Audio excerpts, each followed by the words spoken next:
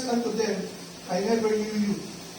Depart from me, you that work iniquity. Ibig sabihin, wala talaga silang relasyon kay Lord. Do you know the Christmas tree is an abomination?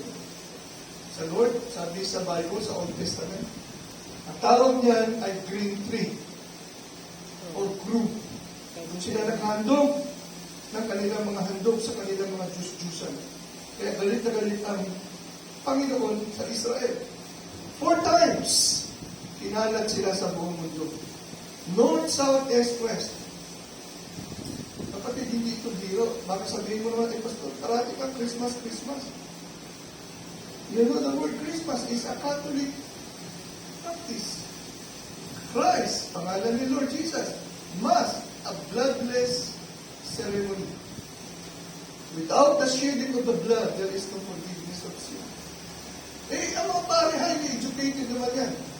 Maski nga, pag wala sa iyong Holy Spirit, hindi mo alam ang katotohanan. Because the Holy Spirit is the Spirit of truth. He will lead you into all truth. Hindi ako nagmarunong-marunungan. Ang sinasabi ko lang sa inyo, trust the Lord. Let us only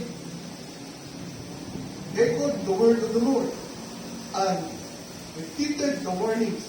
So how many times the prophets of God, the men of God warns the people from Genesis to Malachi? They don't like that. Now, ang tanong ko sa inyo, are your lights burning?